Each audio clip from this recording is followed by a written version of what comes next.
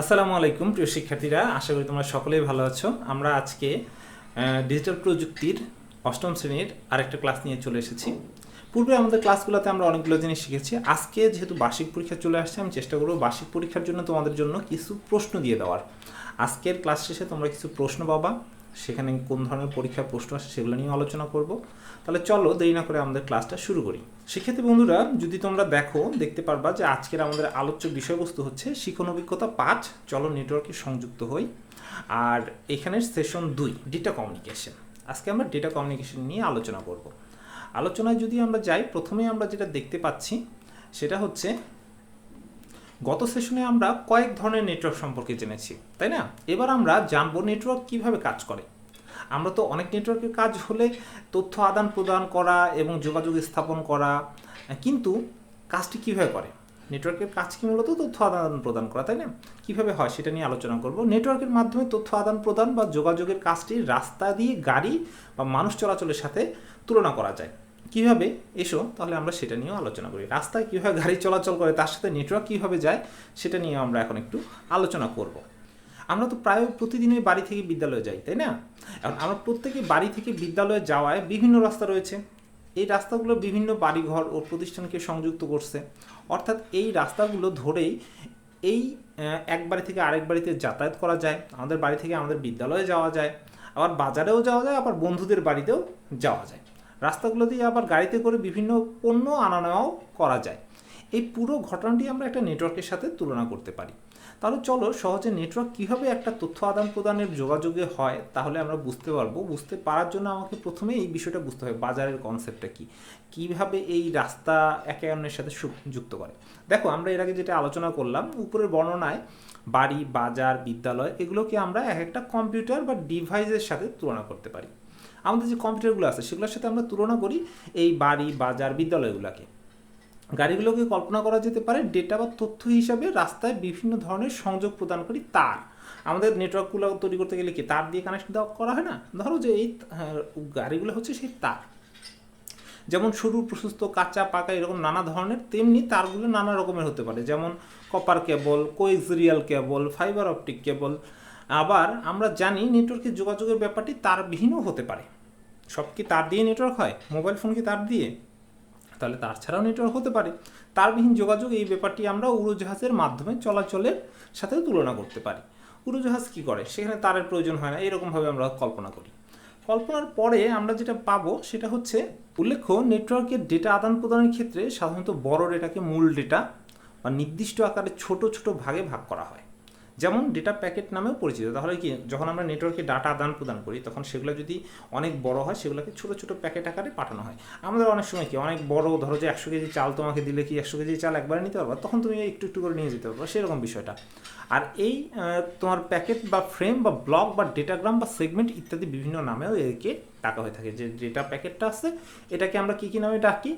একটা হচ্ছে ডেটাগ্রাম, segment, frame, block. তোমাদের পরীক্ষার প্রশ্ন আসতে পারে যে ডেটা প্যাকেটের অন্য নামগুলো কী কী। তাহলে এখন আশা করি পারবা তোমরা। এর পরবর্তীতে কি আছে আমরা চলো তাহলে দেখি। পরবর্তীতে যেটা নিয়ে কথা বলা হয়েছে, এখন রাস্তা দিয়ে চলাচলের ক্ষেত্রে আমরা নিশ্চয়ই খেয়াল করেছি যে বেশিরভাগ রাস্তায় উভয়মুখী, আবার রাস্তার দুই দিক দিয়ে গাড়ি চলাচল করতে পারে। কিন্তু কখনো কি দেখেছি কিছু রাস্তা আছে যেগুলো শুধু দুদিক দিয়ে গাড়ি চলাচল করতে পারে না? এমন অনেক রাস্তা আছে যেগুলো একমুখী, অর্থাৎ রাস্তাটি দিয়ে শুধু একদিকেই চলাচল করা যায়। আছে কিন্তু আমাদের যে শুধু ওইটাতে সামনের দিকে যাওয়া যায়, ওটাতে তুমি ঘুরতে পারবে না।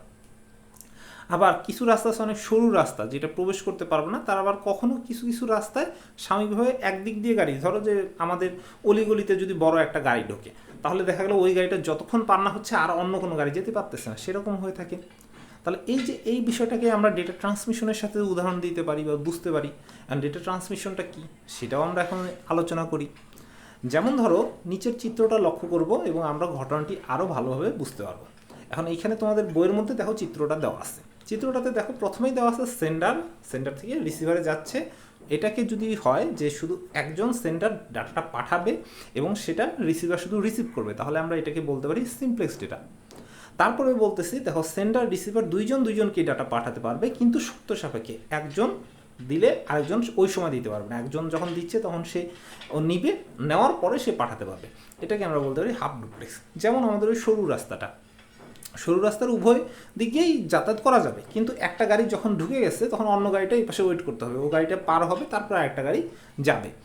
তারপর হচ্ছে ফুল ডুপ্লেক্স। এটা একটা প্রশস্ত রাস্তার সাথে কল্পনা করতে পারি। ধরুন রাস্তাটাতে এরকম যে তোমার দুই পাশ থেকেই গাড়ি সমানভাবে প্রবাহিত বা যাতায়াত করতে পারতেছে, সেটাকে আমরা বলতে পারি ফুল ডুপ্লেক্স। যেমন আমরা মোবাইল ফোনে কথা বলি না, এখানে সমানভাবে কথা বলা হচ্ছে, ও পাশেও কথা বলতেছি, আমিও বলতেছি, দুইজনের কথাই দুইজন শুনতে পাচ্ছি, এটাকে আমরা বলতে পারি ফুল ডুপ্লেক্স মোড। এখন এগুলোকে আমরা আরেকটু ডিটেলসে পড়ি, তাহলে প্রথম যেটা আসে সেটা সিমপ্লেক্স। এখন সিমপ্লেক্স কি? সিমপ্লেক্স এটা বইয়ে নেয়, এটা তোমরা নোট করে নিতে পারো। এতে শুধু একদিকে ডাটা প্রেরণ করা যায়, তবে গ্রাহক স্থান থেকে ডাটা প্রেরণ করা যায় না। যেমন রেডিও টেলিভিশন থেকে প্রেরিত ডাটা একমুখী।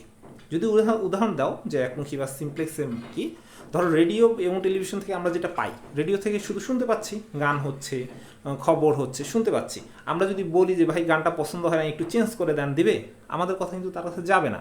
সেমভাবে তুমি টেলিভিশনে মুভি দেখতেছো, একটা খবর দেখছো, ওর মাঝখানে অ্যাড আসলো, তোমার পছন্দ হোক বা না হোক তোমাকে কিন্তু দেখতেই হবে, তোমার কথা কিন্তু ওরা শুনবে না, ওর শুধু তুমি কনজামশন করতে পারবে। আমরা এই ধরনের ডেটাকে বলি সাধারণত সিমপ্লেক্স। এখানে দেখো আমাদের যে কিবোর্ড আছে, কিবোর্ডটাও একটা সিমপ্লেক্স মোডে কাজ করে। কিবোর্ড কিন্তু কোনো ডাটা নেয় না, কিবোর্ড শুধু ডাটা প্রদান করে, ডাটার ফ্লো শুধু একদিকেই হয়ে থাকে। এখন এটাকে আমরা আরেকটু একটা ছবির মাধ্যমে দেখতে পারি। দেখো এখানে দুটো ছবি আছে, রেডিও থেকে তোমার ডেটাটা যদি শুধুমাত্র আমাদের কাছে আসে, এখান থেকে কোনো ডাটা যায় না। এখন এরপরে আমরা আরেকটু ডিটেলসে আসি হাফ ডুপ্লেক্স নিয়ে। হাফ ডুপ্লেক্স কি? হাফ ডুপ্লেক্স হচ্ছে এতে উভয় দিকে ডাটা প্রেরণ করা গেলেও তা একই সাথে বা একই সময়ে নয়, যে কোনো প্রান্ত থেকে একই সময়ে কেবল ডাটা গ্রহণ বা প্রেরণ করা যায়। হাফ ডুপ্লেক্সে যেটা বললাম যে তুমি দুদিকে ডাটা প্রেরণ করতে পারবা, কিন্তু একই সময় না। আমি যদি ডাটা তোমাকে দিচ্ছি তখন তুমি শুধু নিবা, দেন তুমি আমাকে যখন বলবা তখন আমি, যেমন আমরা ক্লাসের সময় এটা ডেকোরাম মেনটেন করি। যখন একজন শিক্ষক ক্লাসে কথা বলেন তখন শিক্ষক কী বলেন, তোমাদেরকে ডেটা দিচ্ছেন, তোমরা নিচ্ছ, এর পরবর্তীতে তোমাদের যখন কথা বলার সুযোগ দেওয়া হয় তখন তুমি কথা বলতেছো। এটা কিন্তু একটা অর্ধদ্বিমুখী তোমার সিস্টেমের সাথে তুলনা করতে পারো। যেমন ওয়াকি টকি তো মনে হয় চেনো। ওয়াকি টকি বিশেষ করে পুলিশ, র্যাব বা এরকম যে বাহিনীর মানুষগুলো আছে তারা ব্যবহার করে, এটাকে বলা হচ্ছে তোমার অর্ধদ্বিমুখী। কারণ ওয়াকি টকিতে একসাথে দুইজন কথা বললে কেউ শুনতে পারে না, একজন কথা বলে, বলার পর আরেকজন থেমে যায়, থেমে যাওয়ার পর সেটাকে আবার আরেকজন বলে। যেমন ধরো এইখানে একটা চিত্র আছে, ধরো এ পয়েন্ট থেকে বি পয়েন্টে ডেটা যাওয়া সম্ভব, কোনো সমস্যা নেই, কিন্তু যখন এ পাঠাচ্ছে তখন বি পাঠাতে পারবে না, আবার বি পাঠানো শেষ যখন বি পাঠাবে তখন এ পাঠাতে পারবে না। এটাকে আরও একটা চিত্রের মাধ্যমে যদি বলি, যে দেখো ওয়াকি টকির কথাটা বললাম যে আমাদের দুইজন সেনাবাহিনী দুইজন কথা বলছেন, যখন ইনি ডাটাটা দিবেন তখন শুধু উনি ডাটাটা নিবেন, ইনি তখন আর ডাটাটা পৌঁছাতে পারবেন না। যখন আবার এনার কথা ওভার অ্যান্ড আউট বলবে বা কথা শেষ করবে তখন ইনি আবার ডাটা পাঠাতে পারবেন।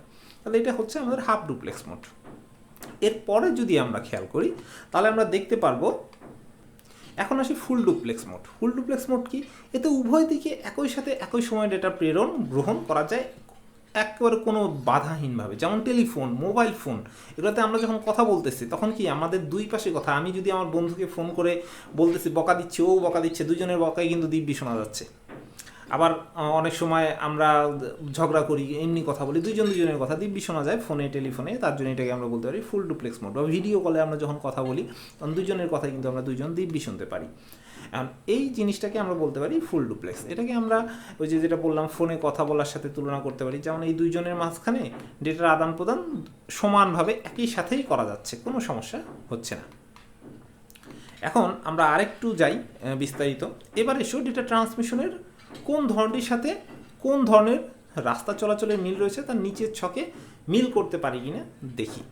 এখন ছকটা আমাদের বইয়ে দেওয়া আছে, এই ছকটা যদি আমরা করি 5.3 ছকের মধ্যে যদি তুমি দেখো এই রকম একটা ছক দেওয়া আছে, সেই ছকটার মধ্যে তোমাকে এটা মিল করতে হবে। মিল করার জন্য দেখো একজন প্রেরক শুধুমাত্র ডেটা পাঠাতে পারে কিন্তু তা গ্রহণ করতে পারে না, এবং অথবা একজন প্রাপক শুধুমাত্র ডেটা গ্রহণ করতে পারে কিন্তু পাঠাতে পারে না। এটা কোনটা তাহলে হবে? এটা হবে একমুখী। তারপর আসি হাফ ডুপ্লেক্স বা সেমি ডুপ্লেক্স। এটা তাহলে কোনটার রাস্তার সাথে? সেটা হচ্ছে এক এক দিকের একমুখী রাস্তা, সেটাকে আমরা বলতেছি হাফ ডুপ্লেক্স বা সেমি ডুপ্লেক্স। ফুল ডুপ্লেক্স কোনটা হবে? তাহলে দ্বিমুখী রাস্তা। তাহলে আমরা পেরে গেলাম। তাহলে আশা করি এরপর আর তোমাদের কোনো ধরনের সমস্যা হবে না। তাহলে আমরা বুঝতে পারলাম যে নেটওয়ার্কের ব্যবহার করে তথ্য কীভাবে চলাচল করে, কীভাবে ডেটা ট্রান্সফার হয়। চলো তো দেখি নিচে ছকের কোন ধরনের ডেটা ট্রান্সমিশন নির্ণয় করতে পারি কিনা। তাহলে ছক 5 পয়েন্ট যে তোমার 4 আছে এই ছকটাও আমরা এখন দেখব। এই ছকটাতে যদি তুমি তাকাও দেখো যে ওয়াকিটকিতে দুজন পুলিশ অফিসারের কথোপকথন, আমরা একটু আগেই বললাম যেটা হাফ ডুপ্লেক্স হবে। তারপর হচ্ছে মোবাইল ফোনে দুই বন্ধুর মধ্যে কথোপকথন, তাহলে এটা কোন টাইপের হবে তোমরা কমেন্ট বক্সে জানাও। এটা কিন্তু খুব সহজ, আমি এটা বলবো না। রেডিও টিভি টেলিভিশনের সরাসরি সম্প্রচার, এটা তাহলে একমুখী হবে। কিবোর্ডের মাধ্যমে কম্পিউটারে দেওয়া নির্দেশনা, এটা তাহলে কোন ধরনের হবে আমি বলছিলাম, এটা তাহলে একমুখী, একদিকে যাচ্ছে, একমুখী। মেসেঞ্জারে বার্তা আদান প্রদান, এখন এইটা তুমি আমাদের বলো যে মেসেঞ্জারে তুমি যখন ডাটা আদান প্রদান করতেছো সেটা কি একসাথে দুইজন একই সময়ে ডেটা পাঠাতে পারে, কোনো মেসেজ পাঠাতে পারে? এটাতে কি হয়, এটা একমুখী হয়, দ্বিমুখী হয়, না অর্ধ দ্বিমুখী হয়? যেটাই হোক তোমরা আমাকে কমেন্ট বক্সে জানাবো উত্তরটা, তোমরা কতটুকু বুঝতে পারছো এই উত্তর থেকে বোঝা যাবে। এরপরে আসি আমাদের অন্য পড়ার ক্ষেত্রে।